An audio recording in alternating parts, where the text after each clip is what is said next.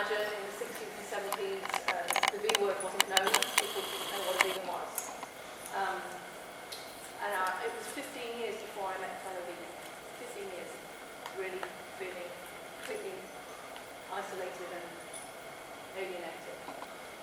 So it's fantastic for me to be able to come somewhere like this where there's lots of people who feel the same way. That really is fantastic. So for the new people, fairly new people for this, who say, oh, it's really hard, isn't it? I'm like, what? Yeah. I'm assuming everybody here is vegan already, know the basics about it all. Otherwise you won't be here. So basically, over the last few years, my thoughts have been trending to the future.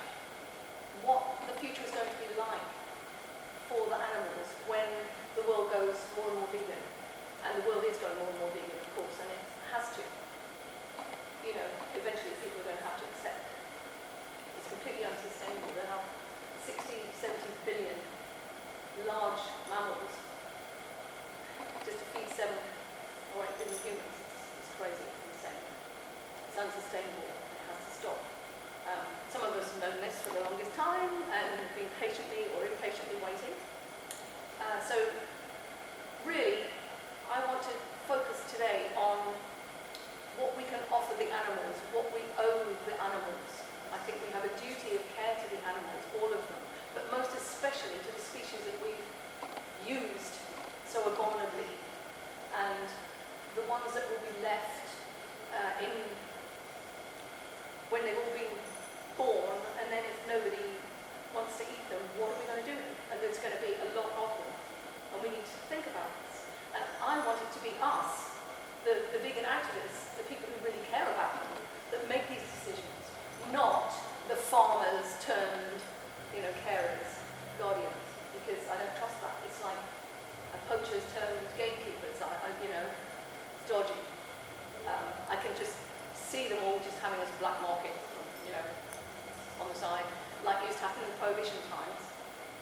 People say, oh yeah, we don't do alcohol, and then, So, because if their heart's not in it, if they haven't got it psycho-spiritually, etc., the whole thing, then they're not trustworthy.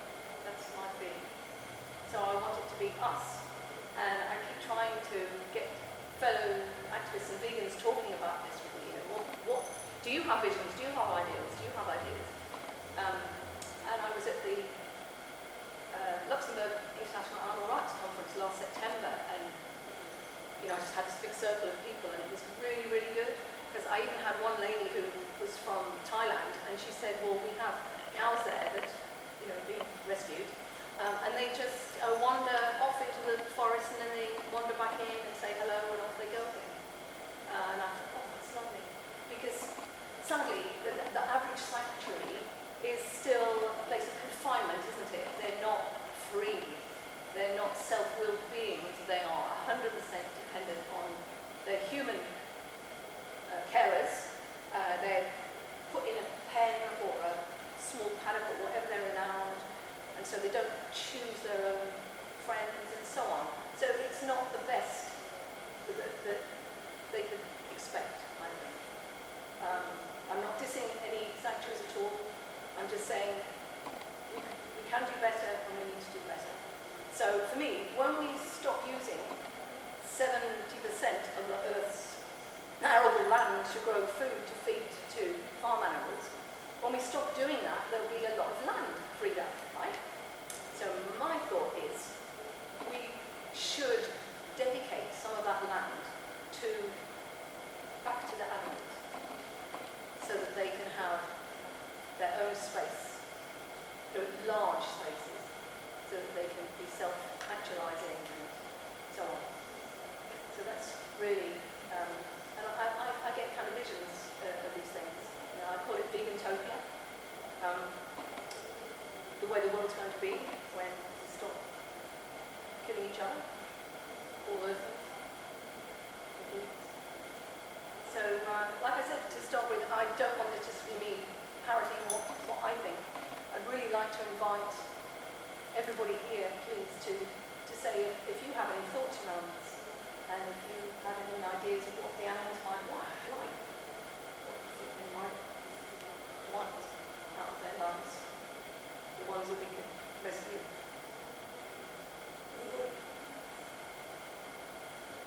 I don't know, I'm not sure I really thought about it. It's happening en masse like that. Yeah. Look, don't you think we need to think about it? Yeah. Because if not us, who? Yeah. We need to be prepared. We need to have ideas, because we're the ones who are going to step in and take charge of this.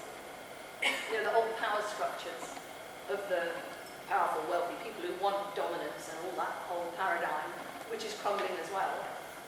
Us little humble people that just want to love creation and be at peace in the world, it's going to be us then that steps forward into this space and says, okay, you know, what we're going to co-create here? How are we going to shape this? So, is anybody here an animal communicator? No? I met a wonderful lady just yesterday, and she was telling me some great stories about her interactions with vets, and how they totally diss all of that, but she comes up with things. For example, she had a cat who they tried everything on and it was just dying, and so she connected with it and she got this MRSA. So she said, ask the vet if he's tested for MRSA. And the vet said, cats don't get MRSA. So she said, please humour me, you know, please just test it because it's the last thing. And sure enough, the cat has got MRSA. You know, and the vet's like, well, you know. So the people who think they're so clever, the people with the scientific and rational heads, they can't cope with this. They're not the people we need. We need the people with heart and soul. We need the people with spirit. We need the people with vision. Yeah? The humble people, not the people who give themselves letters after their name and have power over other people. Did you have something to say? No. No, I'm not going to keep talking. This is not what I do. I insist that people make input, please, because I need to hear what's in your heart. I need to hear what you think. Yes? So one of the issues for this country then must be, certainly in the short term, land ownership. Oh, And, definitely. you know, you talked about abroad where there are great swathes of wild Yes. areas still, but there's very little wild space currently in this country, and most of what land there is really tightly owned and enforced heavily by law. Of course. I recently read George Mogriot's book called Feral, which drove me nuts because every other page is him talking about his fishing exploits, which is really like cute making. But anyway, I read it because I like his vision of rewilding the nation. Mm-hmm. He lives in Wales, and he says, well, it's all down to the rich people who wanted to hunt. So they turned all these places into hunting grounds, basically. So, yeah, that's a whole other thing of how we wrest power back from those people on the land, which of course used to belong to us anyway. You know, going back in time. Yes, I mean, there's then the freedom to roam, and there's, Yes. I mean, anybody who's been hunt savvy will know about land access and Yes. police enforcement. Current sanctuaries, have you come across huglets already? Yes, I love huglets. Yeah, some of the stuff I that they're really, doing. they're top of my list actually. And Wenda, she wrote the foreword to my book. I really love, they are one of the only ones I know about that actually revere the animals. You know, this is the other thing that gets me about sanctuaries. We talk down to them, we anthropomorphise them. You know, there are cuddle buddies, aren't they? And animals are more than that, and they're worth more than that. And we should respect them more than that. I'm sorry, but, you know, it annoys me. Whereas Wenda Shahata at Huglin's Farm, she definitely adores these beings, these creatures that appear in bovine form, you know, and that is just magic to be around.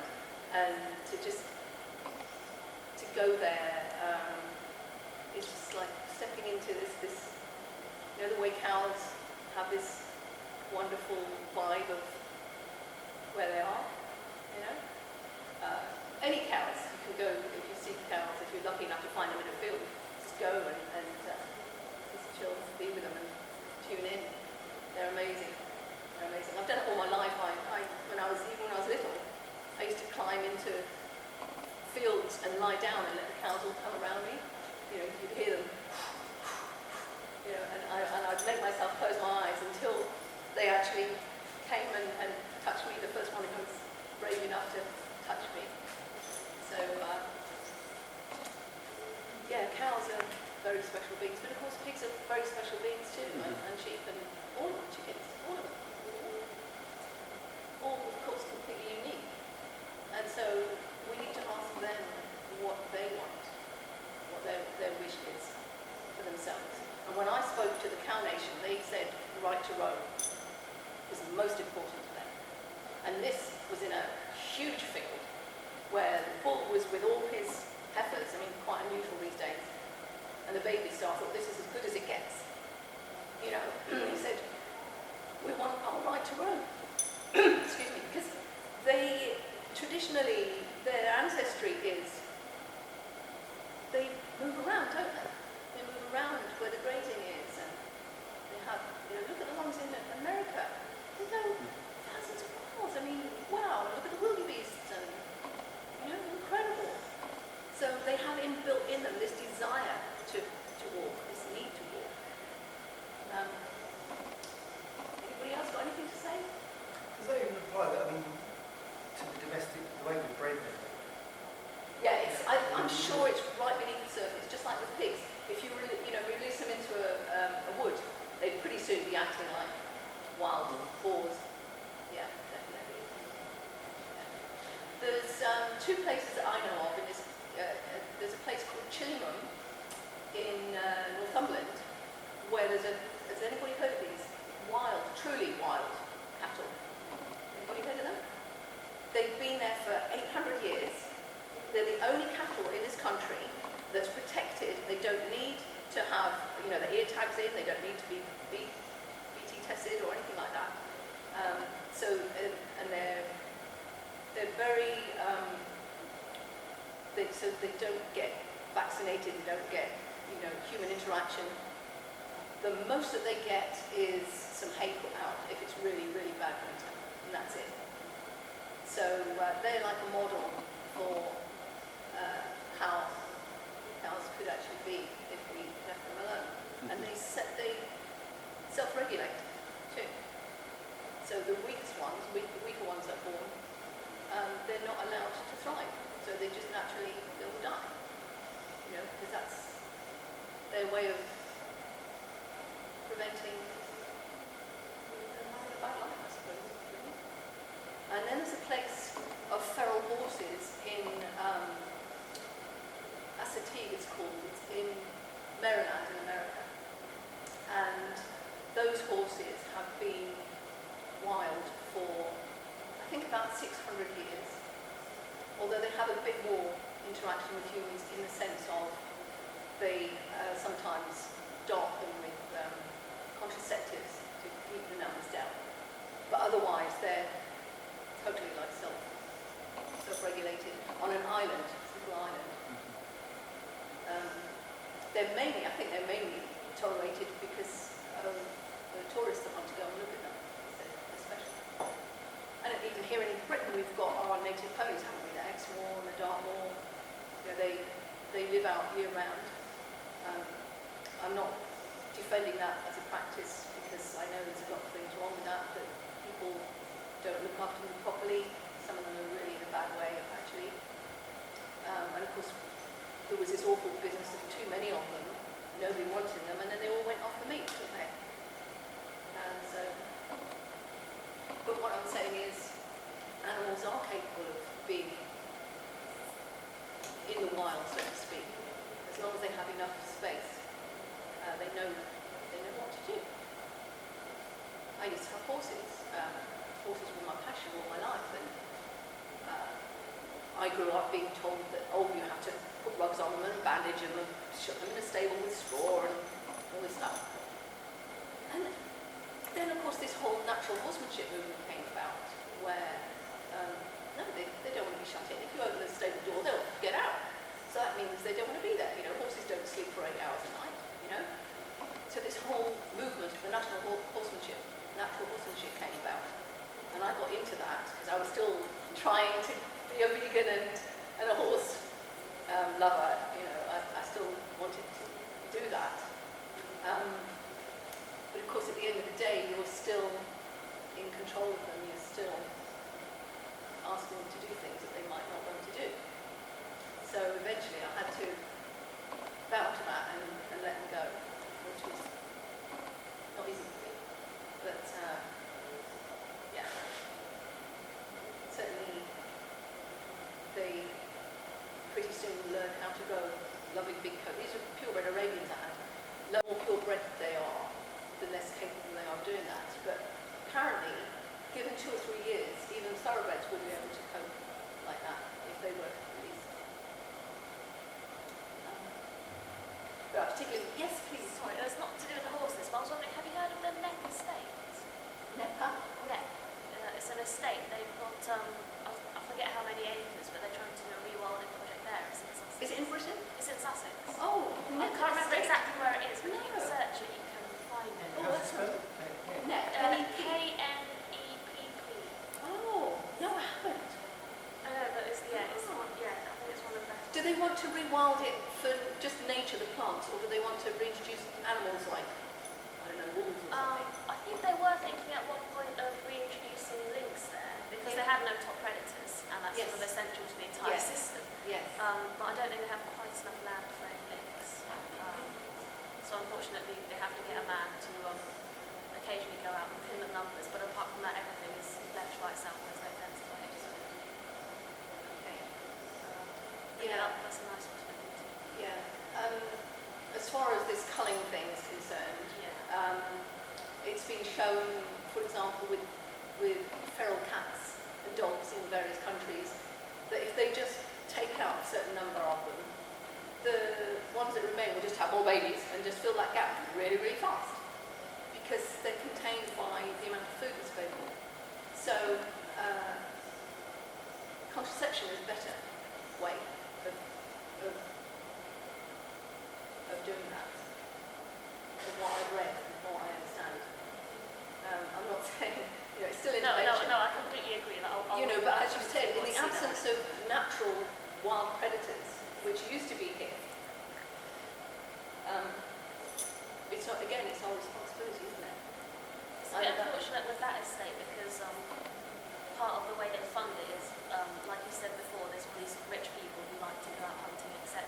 And they because it's private owned land, they allow sort of only like 50 or 100 every year to be killed, and they say you're not allowed to do any more than that. But unfortunately, that's one of the main sources of income. You're talking about Sussex? Yes. Okay. Isn't it? Yeah. But so yeah, it's unfortunate that that's one of the main sources of income. But actually, as I was thinking of this earlier, is in some of the African countries now, trophy hunting is the biggest source of income for. Yeah, so it's a bit Which is kind contradictory. of, so I was reading an article, I still don't know, fundamentally I'm opposed to it, but if it is the income that allows them to kind of, I don't know. I'd rather the whole place existed with the unfortunate side of it than having Yeah. sort of thing, rather than have the place. Yeah, I think I agree. It's a difficult one, it's a real moral dilemma. Yeah. Like the deer in London, in the park fair. You get cold. And a friend of mine has been petitioning for years to have them use contraception instead, to no avail, because of course they actually enjoy going out killing people. But as far as the sustainability economically of rewilding, it's actually more people will go to wild places to observe nature and wildlife than would ever pay to go and kill and shoot, really, there's a whole tourist industry that could flourish out of this. Yeah, actually, when you were talking earlier, I was thinking that there must be, because ultimately we live in a world where profit makes it drive change, unfortunately. Isn't that a form of exploitation as well? I don't know. Again, it's not as moral, it's not quite as morally extreme as the hunting funding fee. Yeah. But it is With the Chillingham cattle in Northumberland, people are allowed to go, sometimes are allowed to go actually in. It depends on the time of year because they can be really, apparently the cattle can be very aggressive at certain times. So it's up to the person who knows them best whether Are they on private land or are they on? Yes, yes it is. Yeah. But the thing that I'd say that. But they're not owned by the landowner. No, I think I can't, I actually don't know.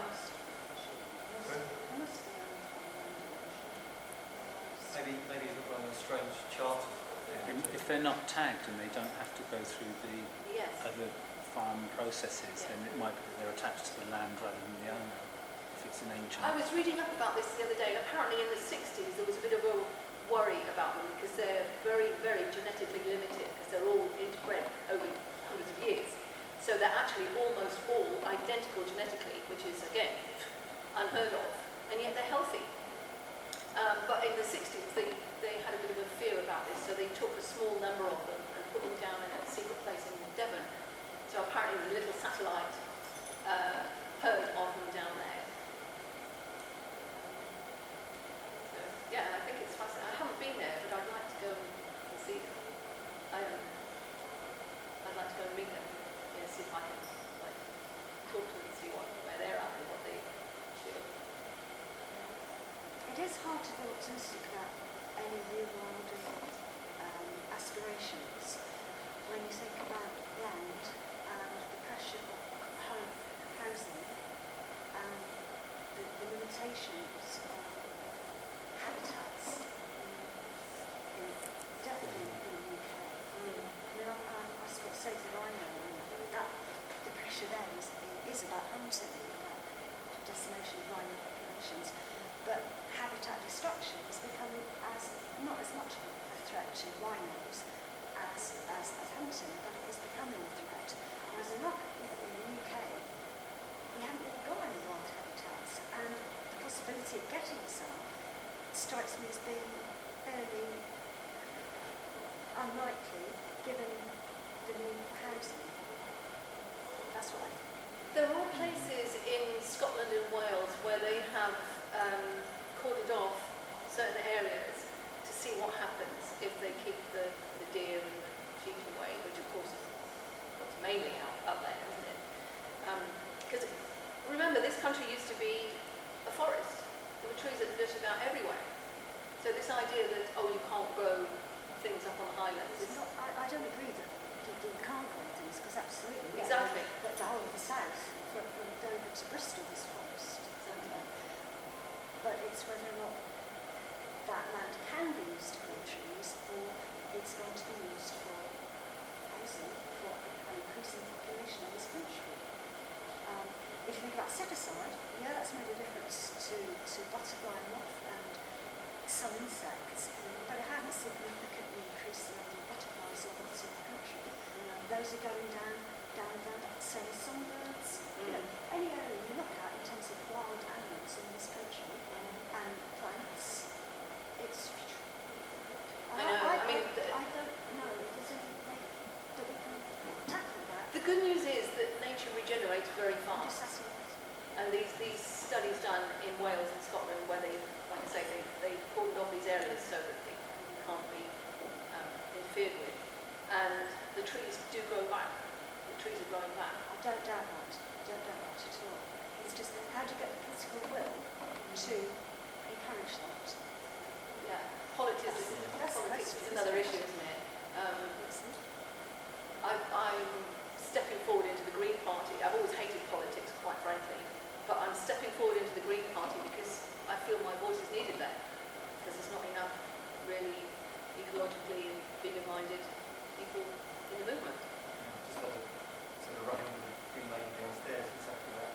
Really. They don't seem to get it. I don't I know. understand. Because Caroline Lucas is vegan. Yay! Green Party. Oh, quite a decent animal rights They're not vegan. They don't have veganism as part of their manifesto. They have non-vegan food at their events. I know, I've spoken to them. So I refuse to join. Well, I find it... you shouldn't refuse to join them. The argument I got back was, oh, you're too purist. I said, well, some would argue that the Green Party are purist if you're just... So I said... That's one of the issues around political parties, doesn't it? You have to toe a party line, and there's Exactly. So you're waiting... there are good vegans amongst the Green Party. Yeah. Locally, we have As the there are Green in the Red Council, Party. and yes, absolutely. But that's And you have to party be politics. in it, don't you? And You some have of to the join it. some of the rewilding thing, I would say, is actually when politics doesn't work, when things begin to fall apart at the edges. And certainly in the 80s, there was the edge, and you had the travelling and commons, people moving out from the cities and things falling apart, and wilder areas because the government didn't have oversight, and some of those land ownership issues began to slip. People were squatting and things like that. That Access to rewilding in all its forms Yeah. sort of Seriously, happens as the tight political hold crumbles in a way. But you see, if we don't join these things, how do you change them? You have to change it from the inside. Or do they collapse from the outside, which Well, has also but happened with you know, if you're civilizations inside, through you can't history. walk. You know, Anyway, that's the way I'm trending. It's not what I want to do, it's just what I feel is my next step. Would be the best use of my... I think you're probably right, actually. I mean, that one of the more constructive discussions I had with the Green, it wasn't business, Vegfest last year, was about this, why don't we join, help grow the bush within. I just fundamentally kind of struggle with the idea that they're a Green Party, that they're waiting for something to become mainstream before they'll adopt it, rather than driving policy towards it. Maybe that's just a personal thing, but they are the best option. There's this other animal... they're the least worst option. Is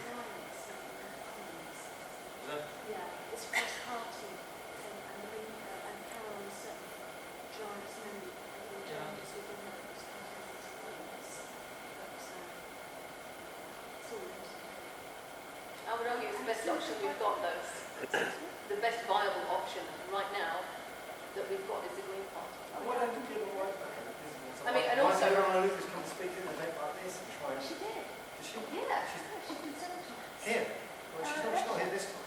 Well, I don't know about... I've been to several Vegfests. I've never seen Kerry. The nearest I got was Kerry McCarthy's threat to turn up to one. No, maybe it was 6 years ago, I can't remember. Why not? I would come over here and try and... Is that... Yeah. I mean, we are kind of a target sort of constituency, aren't we? I mean, it's a No, demographic. I remember, One. I think it was in touch with this too.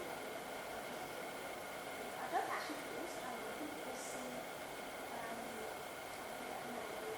the chair of the Green Party. She gave a talk on Carol sometimes. And that was in 5 6 years ago. Very right. It should be. But then it's about who's going to volunteer to do that talk. It's stepping up, isn't it? Well, if we're here, we'd be Carol. I think she has sort of... Unless she's somewhere in Europe now promoting a range of women's. Yeah. Extremely busy woman, let's be honest. She's one person. Exactly, you know, and look at her position, what she wants to do. I mean, yeah. Also, I would say, at the moment, the Green Party is looking for anybody that's willing to stand as a candidate in the upcoming elections, just so that they get a green vote in the box for people to tick. Because at the moment, there's so many places don't have a single one. And basically, all you have to do is be on paper, say, yeah, I'm going to stand. And you need, I think, 12 people to sign to the effect that, you know, you're a worthy person. It doesn't mean they're going to vote for you. It just means that they agree that, you know, you're a suitable person to stand. And that means then there is a green option. Because I don't know about you, but whenever I voted, if there wasn't a green option, I would vote for anything but the buffoons. Anything. Peace Party, whatever. But if there's a green option, so it ticks more boxes.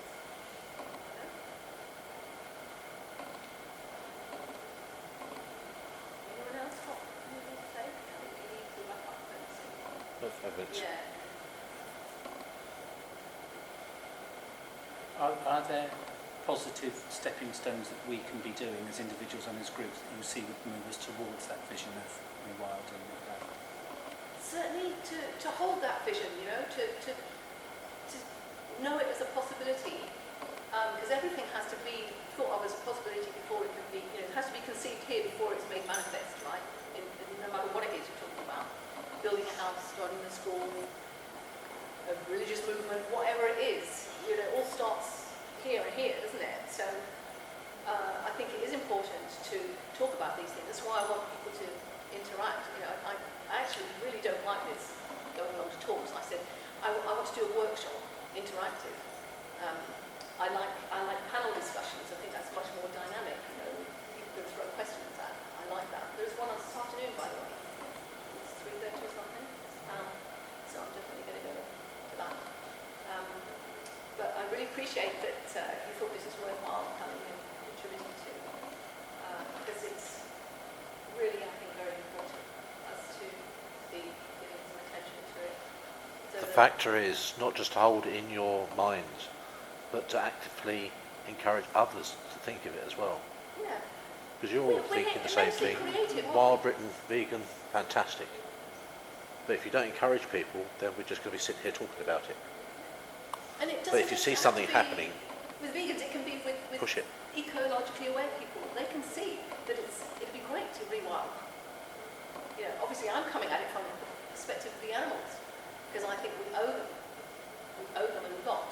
We've got a lot of reparation to do as far as our status here on this planet. But that's a whole other. I'm trying to keep grounded here. You know, I love to go off into my spiritual realms, but I'm trying to be kind of grounded here. Because talks I've done before, when off I go, people are like, you know, they can't handle it. And especially not if I say, you know, look into each other's eyes and hold hands, like, oh my God, you know, they can't cope with it. So we're still very much isolated beings. It's really quite sad actually, because we're not isolated beings, of course. We're part of each other, we're part of the whole. There is no separation, you know. And so what's all this fear? Do you think, one question that sort of plays in my mind is whether it's too late, whether the change can happen quickly enough to sort of, I guess, better way to put it, save us as a species? I know. I don't care about saving us as a species, basically. No, I care about doing something to correct all of the evils that we've done to other species, quite frankly. I'm not that bothered about what happens to us. Yeah, but maybe us dying out would be the best thing. Well, yes, of course. But the point is, why are we given these minds and this consciousness that can expand to the state that we can have the conversation we've been having here? Surely we wouldn't be capable of doing this if we were all just trash, right? So I have hope. I definitely have hope. Yes. Actually, in terms of something to do, and going back to the politics as well, Yes. is that meat is subsidised by Oh, quite a lot. I don't know yes. if it's just in Bristol or the Europe. Yes, it is. In Europe. Yes. But it I is. mean, the reason I only really know this from the example of that estate I've told you about, that's the only one I really know about in terms of rewilding. But they started rewilding because it was financially unsustainable for them to continue on as a farm as they once were. Yeah, I know. Yeah. So I just thought politically, maybe within the Green Party or wherever, I would started just a be to petition. ask them to stop subsidising meat Well, sales. that's a Exactly. really interesting point you make, because Yeah. look what's happening in the dairy industry. I mean, I don't know how farmers are surviving, dairy farmers are surviving. Yeah. Yeah. Since the war, we've been subsidising farmers. And I started a petition on Facebook in my Vegetopia group there, exactly that. Asking the government to switch their subsidies from meat and dairy, which is bad for the environment, bad for our health, and unsustainable, over to fruit, veg, and nuts and seeds. I mean, part of my vision is walnut trees everywhere, you know, vines growing, so you can just, there's these lovely community orchards starting, aren't there? And that's a lovely kind of model, really, that we could just trot that up across all these green fields where all the animals have been, and when they no longer need that space. Yeah, we could be growing on a